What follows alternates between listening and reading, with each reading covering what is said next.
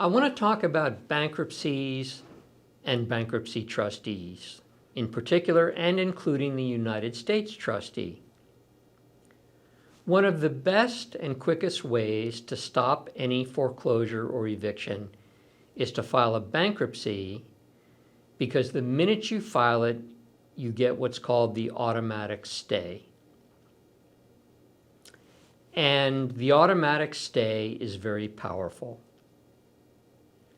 And what that is a court order that anybody you owe money to of any kind in any attempt to collect a debt of any nature whatsoever must immediately stop. It's extremely easy to file a bankruptcy. All you have to do is fill out forms, and they're available online, and you can file what's called a bare bones bankruptcy petition. This is just a 3 or 4 or 5 page form that requires information like your name, address, social security number, and so forth. It can be filed electronically. All bankruptcy courts have a way to do what's called an emergency filing, and one of the specific purposes of that is to stop an eviction on an emergency basis.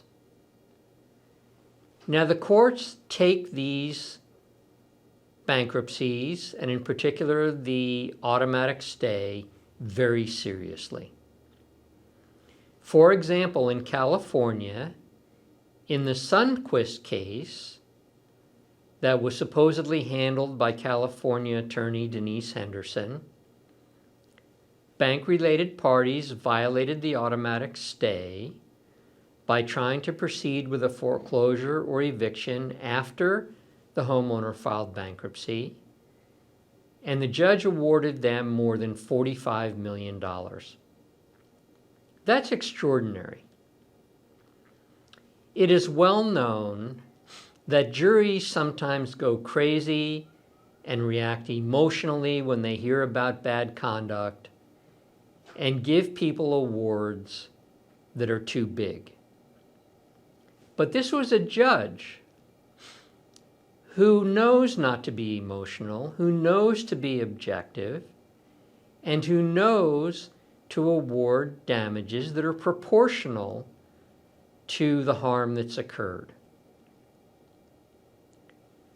Now let's talk about trustees and United States trustees. Typically, in almost all bankruptcies, a trustee is appointed. They are appointed by the Office of the United States Trustee, which is in charge of all bankruptcy trustees.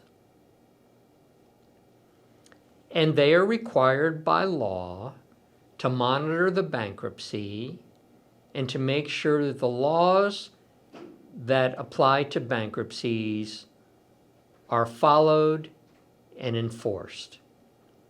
In fact, under a federal statute, if they become aware that crimes have been committed related to a bankruptcy, they are obligated to report it to the United States attorney who is supposed to take action. And of course, this includes bankruptcy fraud, which is a serious crime with very severe penalties. Now, the bankruptcy trustees are paid based on the money that's paid by the debtor, the homeowner, to file bankruptcy. In Chapter 13s especially, they get a percentage of what's paid by the debtor into the bankruptcy. And they make enormous amounts of money doing this. Now, every bankruptcy judge, every bankruptcy lawyer, every bankruptcy trustee, including the United States trustee, are very well aware that the claims that are filed in bankruptcy by the banks and related parties are fraudulent and in fact are criminal. What they should be doing is objecting to the claim And they should go further and file what are called adversary proceedings, which are basically lawsuits to sue the banks and related parties for filing fraudulent bankruptcy claims. But to do that, they would need to have a lawyer, and they would be fighting with the big banks and taking them on, which could take a lot of time and be very expensive. So they never do that. Instead, they go along with the banks in helping the banks literally steal people's homes and collect enormous amounts of money for doing this. And they shouldn't be doing that. As I mentioned, not only should they be objecting to the claims in bankruptcy, but they should be going after the banks and related parties. In fact, they should be going after any creditor who files a forced claim. And since almost all debts are securitized, and since securitization is illegal, and again, they know it, they should be objecting to any debt on any claim filed in bankruptcy, which is based on a securitized obligation. But again, they never do it. But it's even worse. Almost all lawyers who represent debtors in bankruptcy do the same thing, all these private lawyers. In fact, I have looked at probably hundreds of bankruptcy cases that are filed. And one of the things that gets filed is a bankruptcy schedule, which lists all the debts of the debtor, including any debts for things like home loans, and identifying who the creditor is. And all a bankruptcy lawyer has to do to start the process is check a box. There's a box on the form which says this debt is, quote, disputed, unquote. So it's extremely easy to let the bankruptcy court know that a debtor is objecting and disputing the debt that's listed on the schedule. And attorneys very rarely do this. Because if they did that, they would be, of course, saying that they wanted to get into a legal dispute with the bank about whether their claim is legitimate or not. And as I mentioned, it's not just banks, it's many related parties.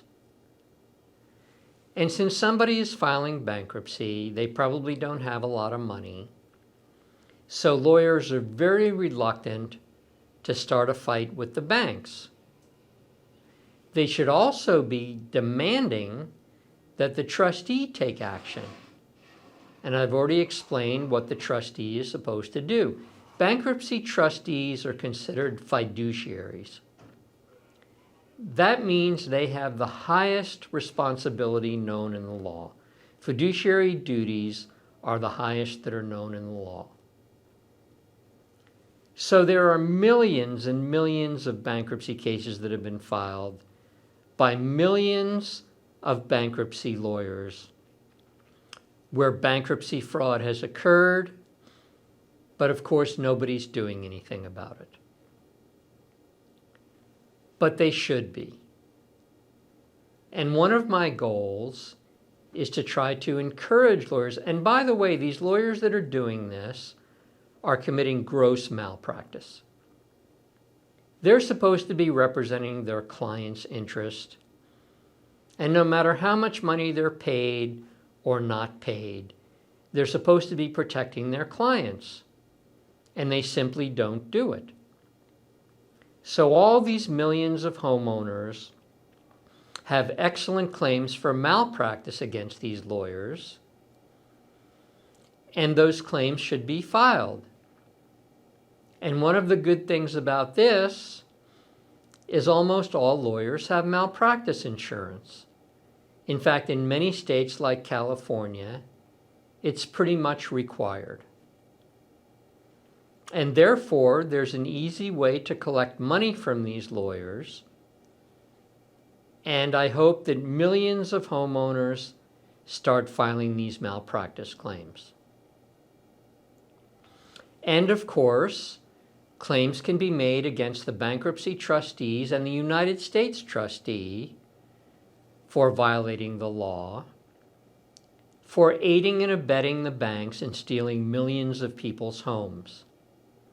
And they also are liable, not only criminally, but civilly, and people should be able to collect enormous sums of money against them. And they're required to post bonds, which is a form of insurance, and often they carry other kinds of insurance that could be responsible for paying the claims that are made against them. So the bottom line in bankruptcies is the claims made on any securitized debt, which is virtually anything that cash flows should be objected to, and lawsuits and claims should be made against these parties. I did another video today about securitization and why it's illegal. And so in bankruptcy, objections should be made to these claims, and claims should be made against the banks and related parties, anybody trying to collect a debt that is securitized. Claims should be made for malpractice against the debtor, homeowner, and claims should be made against both the private trustee and the United States trustee. And that is one way, one potential way, that homeowners can recover money. If the Sundquist case is any example, we could be talking about tens of millions of dollars. Again, the judge awarded more than $45 million against the banks and related parties. And of course, all the attorneys that represent banks and related parties are also committing crimes by aiding and abetting the banks in committing crimes. And usually these are enormous law firms with enormous resources. But there's something very interesting about this. Typically, the banks and related parties don't care if claims are made against the lawyers. In fact, one of their favorite things to do is to blame the lawyers and other professionals like accountants. That happened in the Enron case and in many other similar cases. And what they see is, gee, we didn't do anything wrong. All we did was follow the advice of our lawyers, accountants, and other professionals. So they typically will not come to the aid of lawyers and accountants and others that are helping them commit crimes. So claims should be made against all the lawyers that represent the banks and related parties. In fact, as I mentioned, anyone that's trying to collect in illegal debt, and that should be relatively easy to do. In fact, in a case I was involved in a few months ago here in Washington, the fifth largest law firm in the world that has over 1,000 lawyers in all 50 states, pretty much admitted in an email they were afraid of me. Their clients were actually lawyers they were supposed to be represented, and they actually sent me an email saying, please tell the judge that we're not even going to appear in that case to represent our clients. And it's not so much me, it's the information I have that is so powerful. And there have been many other cases where lawyers and even judges refuse to get involved in any case where my name is mentioned. So claims should be made against these lawyers. Many of the bigger law firms are self-insured, but they always have insurance to supplement that. So they will cover the first however many millions of dollars in claims that are made against them, and then they have insurance to cover the rest. And again, if the Sunquist case is any example, we could be talking about tens of millions of dollars. So that's pretty much all I have to say right now against bankruptcy, or regarding bankruptcy. Again, homeowners should take great comfort in bankruptcy, because typically it's a quick, inexpensive way to stop a foreclosure or eviction that can be done in less than an hour. And that's what I have to say about bankruptcy. Thank you for your attention.